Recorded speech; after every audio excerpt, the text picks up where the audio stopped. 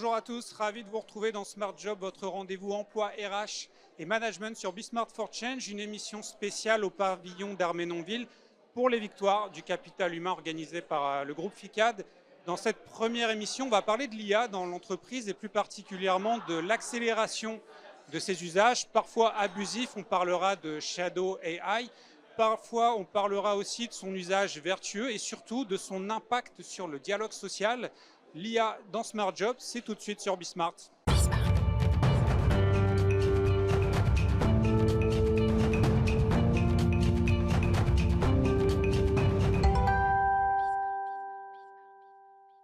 Le cercle RH de Smart Job, édition spéciale au pavillon d'Armenonville pour les victoires du capital humain, et un premier sujet, un premier débat sur l'IA, parce qu'on en parle quasiment tous les mois, toutes les semaines sur Be Smart for Change.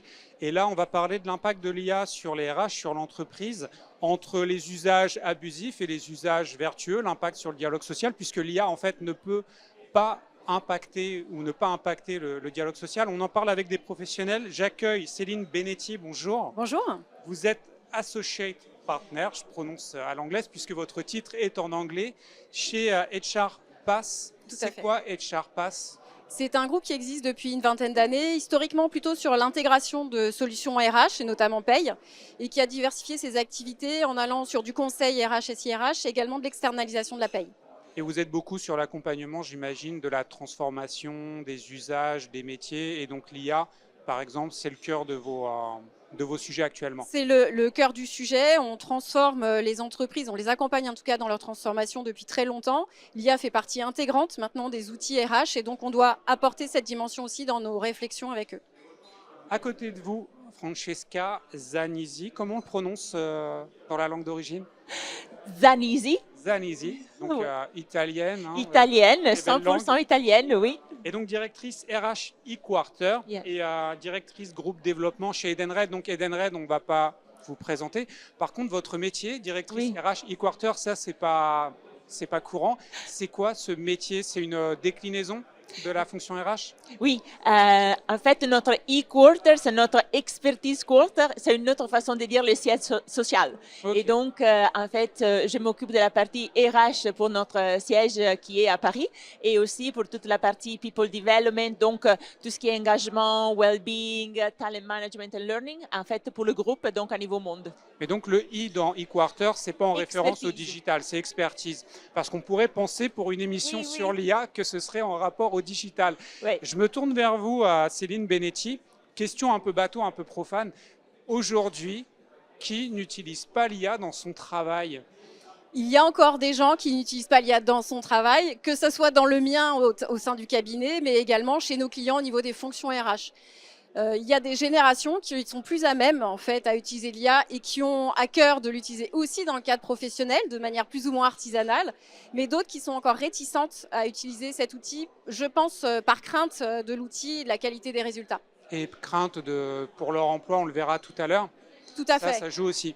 Tout à fait. On a une étude de Paycheck en juin 2024 qui nous dit que les professionnels RH, on parle vraiment des professionnels des RH, qui utilisent l'IA et qui l'utilisent bien a priori, parce qu'on verra qu'on peut aussi mal l'utiliser, ceux qui l'utilisent bien gagnent en moyenne 7,5 heures par semaine. Ça équivaut à gagner une journée de travail. Ceux qui s'intéressent à la semaine de 4 jours, ça peut leur donner des idées.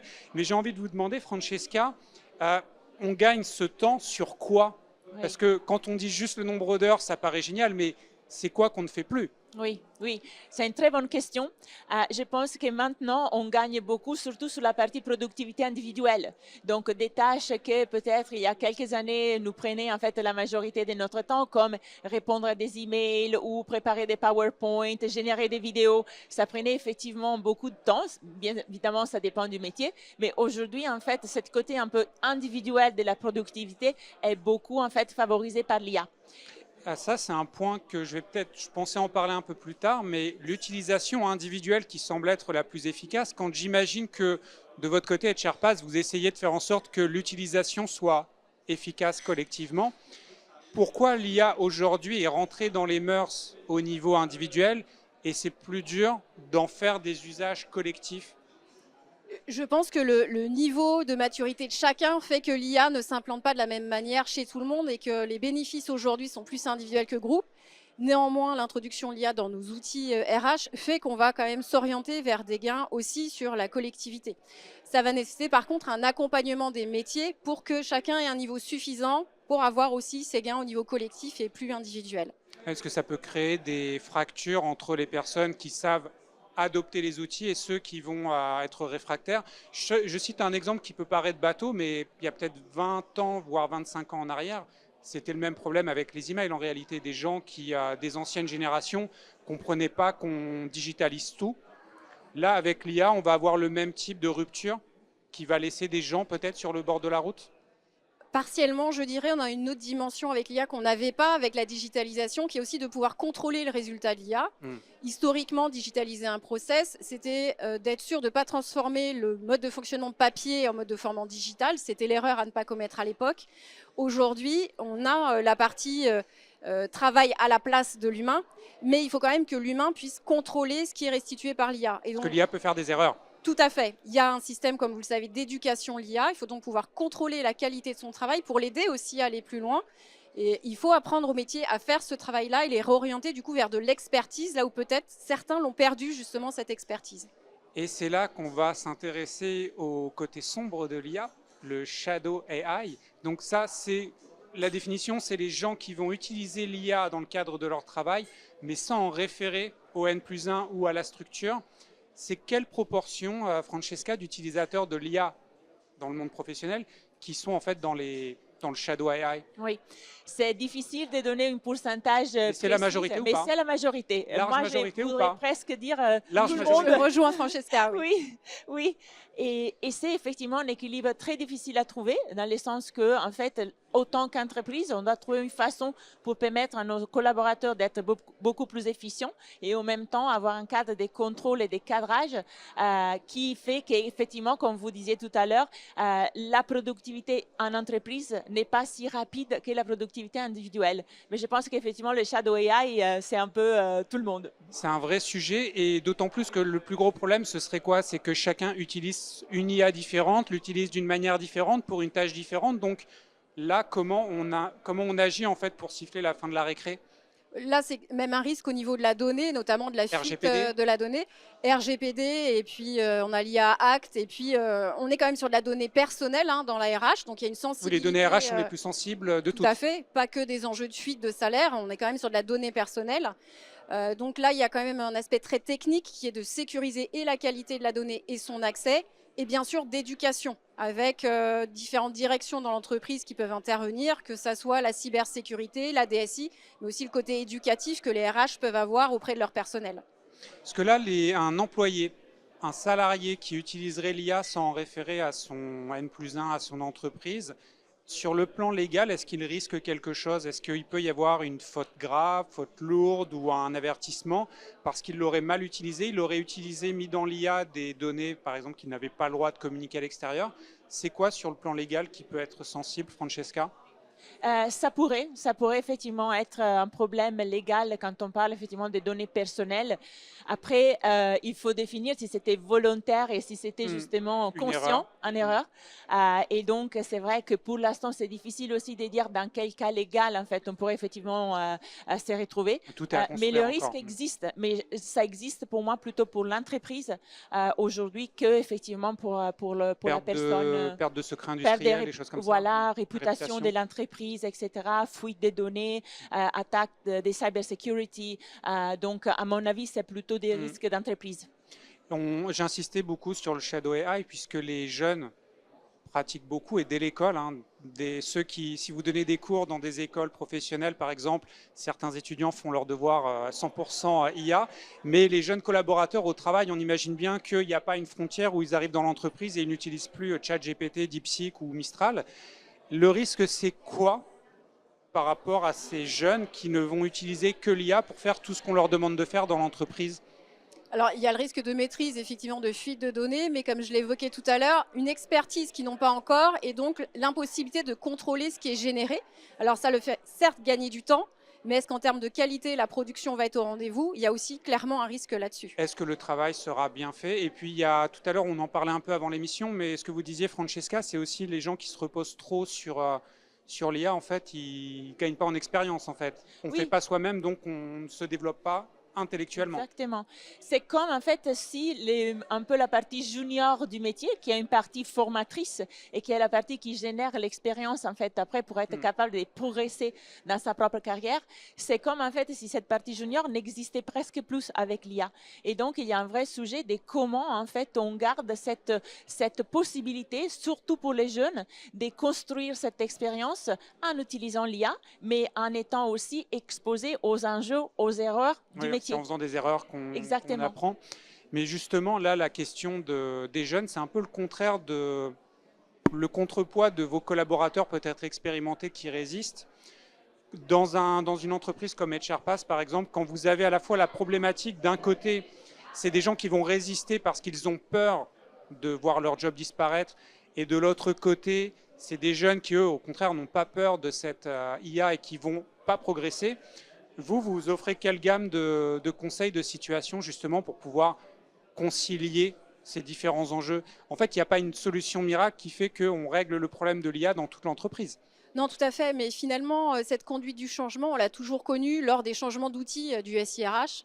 Il faut considérer l'IA comme un nouvel outil finalement de la suite RH. Et donc la méthode, l'approche reste identique à ce qu'on a pu faire avant, avec une analyse d'impact sur l'organisation de cette nouveauté pour pouvoir identifier les personas et les accompagner de manière très spécifique. C'est une révolution comparable à quoi? Au téléphone, Internet. En fait, on est dans ce niveau-là d'impact, ça révolutionne, mais en fait, au final, on a déjà vécu ce type de révolution, même si ça n'a pas la même saveur. Si vous posez cette question à des gens d'âge différents, ils ne vont pas forcément avoir la même réponse. Par exemple, un jeune de 25 ans, la révolution du téléphone, il ne sait pas parce qu'il n'a pas connu. Voilà. Donc, tout dépend là aussi du public. Mais la marche n'aura pas la même hauteur, effectivement, en fonction de la génération. Il ne faut peut-être pas non plus résumer ça qu'à l'âge. Ouais. Il y a aussi le métier qui fait qu'on a plus ou moins d'accointance avec le changement, avec la technologie, qui fait qu'on est plus ou moins résistant justement à l'arrivée de l'IA. D'ailleurs, en termes de métier, parce que le métier qu'on pratique change notre rapport à l'IA, c'est quoi les métiers aujourd'hui qui seraient potentiellement les plus impactés et les plus impactés en profondeur par l'arrivée de l'IA? Oui. J'imagine que le boulanger est moins impacté que le responsable de la paye, par exemple. Oui, effectivement, on dit que les métiers un peu safe dans les prochaines années, ça va être justement les plombiers et en fait les métiers manuels, autant l'IA ne fait pas les robots en fait qui arrivent. Mais c'est vrai que tous les métiers qui en fait se basent sur des tâches répétitives en fait et qui sont facilement automatisées par des systèmes, c'est ces métiers en fait qui vont probablement être impactés plus rapidement. À quel niveau, bien évidemment, ça dépend après des métiers, mais à niveau potentiel, toutes les activités un peu... manuelles, physiques.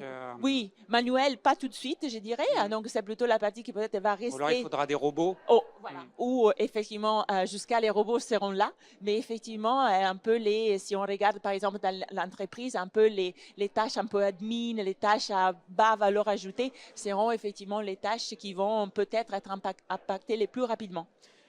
Céline Benetti, je me tourne vers vous parce je sais que vous allez plus travailler avec des professionnels des RH, de la paye par exemple, mais j'ai lu dans Le Monde que les professionnels du monde de la fiction, les scénaristes de séries, de cinéma, étaient énormément impactés par l'IA.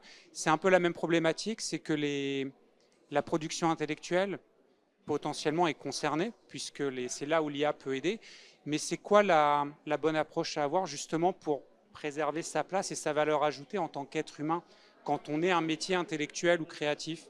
C'est justement toujours l'analyse critique et la pointe d'originalité. L'IA se base sur de la base de données, c'est du rapprochement de données pour pouvoir produire quelque chose. Mais l'aspect inopiné ou l'erreur, finalement, il n'y a que l'humain qui peut la faire et parfois c'est une bonne erreur qui amène de la créativité. Une innovation. Voilà, aujourd'hui l'IA n'est pas capable de générer cette erreur comme la nature le fait, mais encore une fois, c'est à date. Peut-être que dans quelques mois, quelques années, le modèle sera entraîné et pourra aussi générer des choses impromptues et donc avoir de la création, mais ce n'est pas le cas aujourd'hui. Là, on parle de métiers impactés, ça veut dire des gens, derrière chaque métier, en fait, c'est des gens. Et j'entends beaucoup parler du dialogue social avec l'IA, comme quoi l'IA, en fait, en faisant gagner du temps, permet d'améliorer le dialogue social. De base, comme ça, on se dit, c'est l'IA, c'est artificiel, donc ça va plutôt éloigner les gens. En quoi, Francesca, l'IA peut être un outil pour favoriser, aider le dialogue social? Concrètement, on parle de quel étage, de quel endroit dans l'entreprise qui est concerné directement? Oui.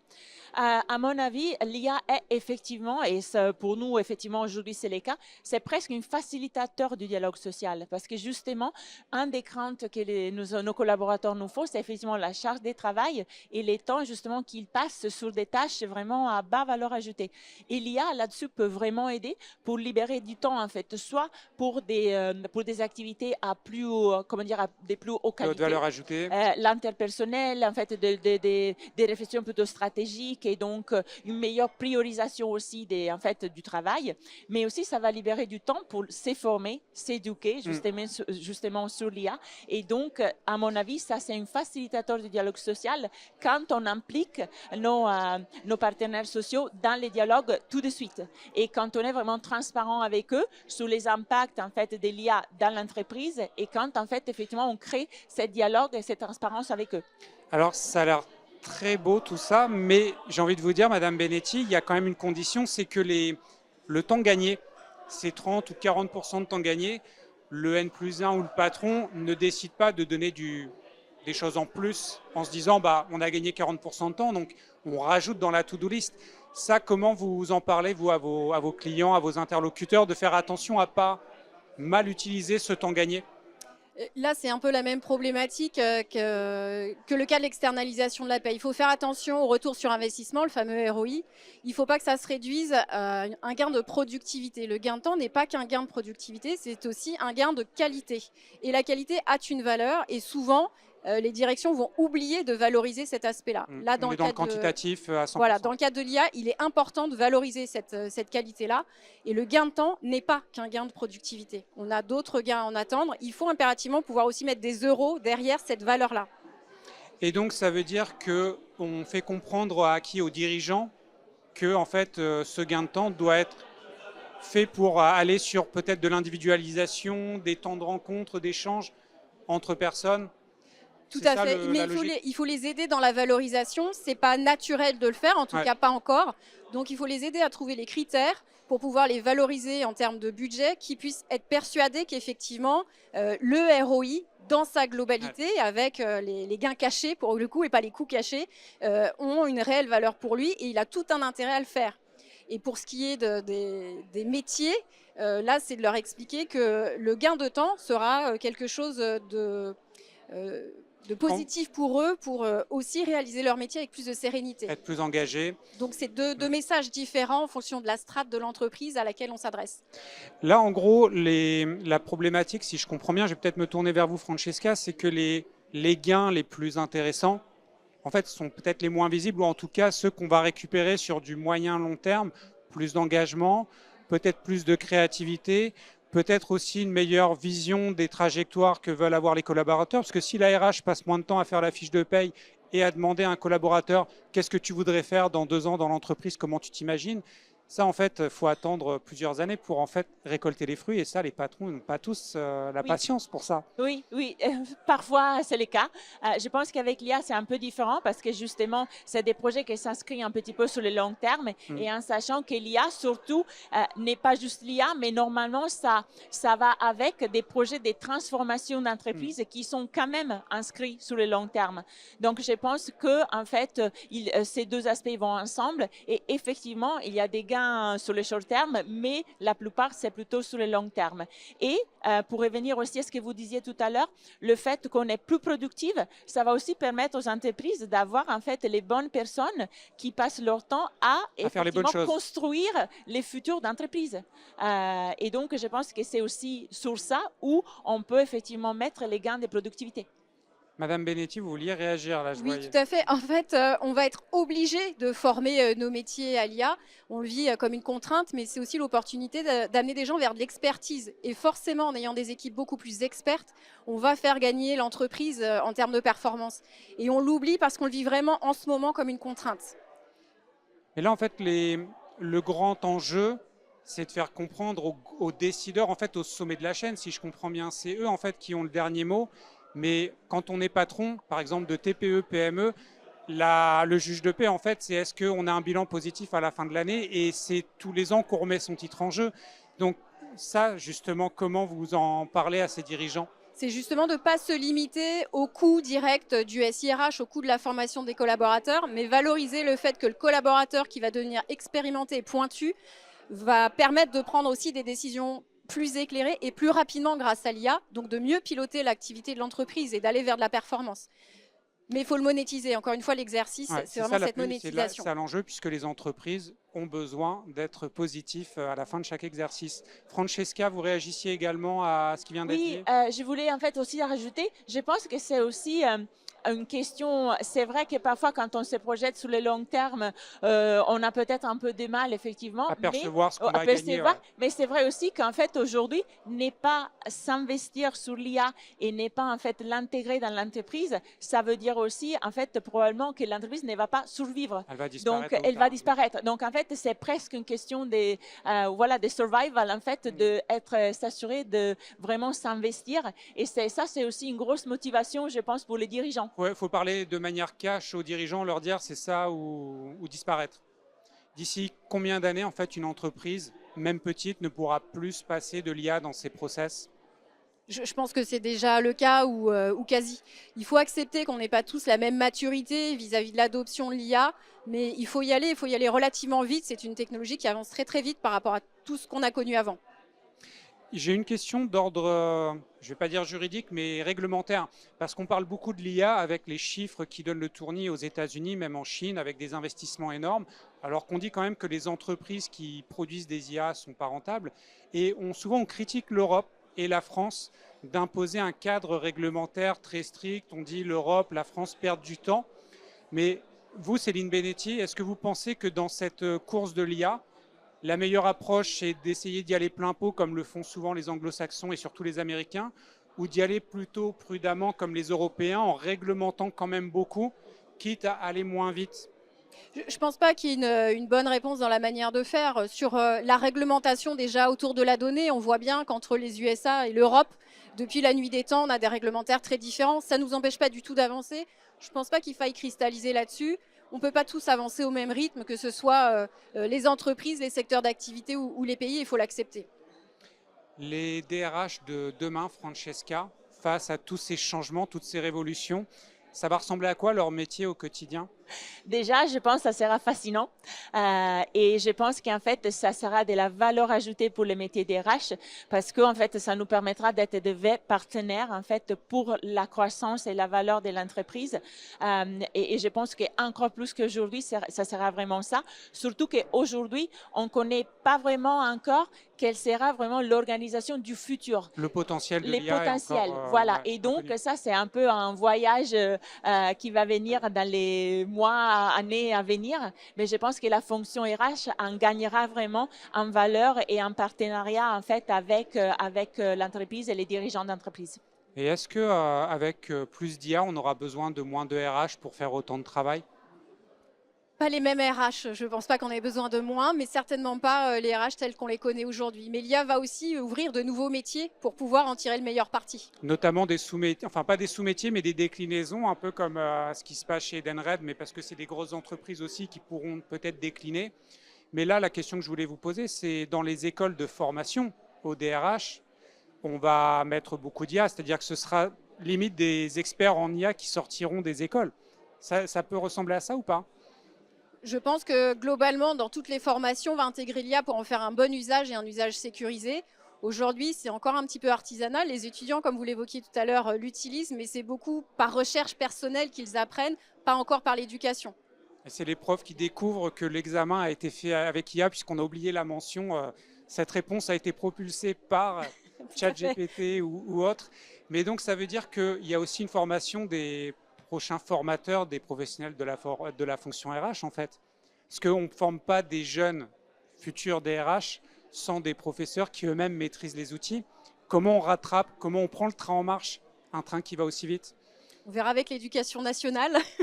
C'est vers eux que vous vous tournez. Je pense qu'en partie, après, sur des formations supérieures, on sait aussi qu'on a des professionnels qui interviennent en tant qu'enseignants. Et je pense que comme le monde professionnel est en train de faire cette transformation, on va pouvoir aussi déverser ce retour d'expérience et tout ce qu'on aura appris du bon usage de l'IA au niveau des écoles par l'intervention en fait, de professionnels en tant que professeurs dans les écoles. Mais ça veut dire, Francesca, qu'on aura aussi besoin, peut-être dans une période de transition, de faire venir des consultants IA dans les services RH pour accélérer la transformation. Tout à fait, et c'est déjà le cas en fait. Donc déjà, on s'appuie en fait sur des experts IA, surtout pour de l'inspiration, pour en fait comprendre aussi où est-ce que je vais commencer en fait à implémenter l'IA dans les RH. Et je pense aussi par contre que par rapport à ce que vous disiez, il faut pas oublier que on est toujours d'êtres humains et en fait le métier RH est centré sur la personne et donc je pense que des qualités comme l'empathie, soutenir la collaboration dans l'entreprise, ça va rester. Et je pense que c'est ça la raison pour laquelle on a choisi d'être RH. Et je pense que ça sera au cœur en fait des futures années aussi. Derrière ce que dit Francesca, il y a une question qui me vient, c'est bien utiliser l'IA, c'est aussi savoir quand ne pas l'utiliser en fait. Tout à fait. Déjà, il faut se poser la question, est-ce que l'IA est un expert ou un stagiaire à qui on délègue une tâche? Clairement, il faut que la réponse soit un stagiaire à qui je vais demander de réaliser des tâches pour moi, des tâches de recherche, de consolidation. Un assistant en fait. Tout à fait. Et pas un expert sur lequel je me repose pour les raisons que nous évoquions tout à l'heure. C'est qu'il faut être en mesure de challenger la réponse qu'il va nous faire et potentiellement de la compléter ou de la remanier. La dernière question, je vais la poser à chacune d'entre vous. Il va falloir vous mettre à nu là. C'est quoi votre utilisation quotidienne de l'IA au travail? Francesca, qu'est-ce que vous lui demandez à l'IA quotidiennement? Beaucoup de PowerPoint. Donc, j'utilise beaucoup l'IA en fait pour m'aider sur la construction des présentations, des Est-ce que vous PowerPoint. n'aimiez pas faire en temps normal ou... C'est en fait vraiment la quantité et donc ça m'aide vraiment en rapidité et en gagne des temps énormes. Après, avec tout un peu les tâches typiques, soutien sur l'écriture des emails, un peu génération des vidéos, etc. Mais pour mon métier aujourd'hui, l'impact plus important, c'est effectivement et donc, vous avez ça. plus de temps pour parler aux collaborateurs. Exactement, et pour connecter avec les gens. Donc, un bon usage, on va dire, de l'IA. Et vous, Céline? Sur le métier du conseil, beaucoup pour la production de contenu, ce qui permet d'aller vite dans la structuration de la pensée, l'organisation d'ateliers, de victoire du capital humain, mais pas du tout sur de la production pure de projets. On est vraiment sur de la matière pour animer des ateliers, pour aller plus vite, trouver des exercices qui sont un peu innovants par rapport à ce qu'on fait, mais ça ne remplace pas le consultant et son expertise à date. Merci beaucoup Céline Benetti. Donc je le rappelle, Associate Partner chez HR Pass, il faut le prononcer en anglais, donc Pass, et Francesca Zanizzi, C'est très bien. C'est bien prononcé, directrice RH eQuarter et directrice groupe développement RH chez Edenred. Merci beaucoup. On se revoit dans un an pour faire le point sur comment l'IA a évolué. Merci beaucoup d'avoir regardé cette émission. On se retrouve demain pour une autre émission spéciale Smart Job en marge des victoires du capital humain. À plus tard.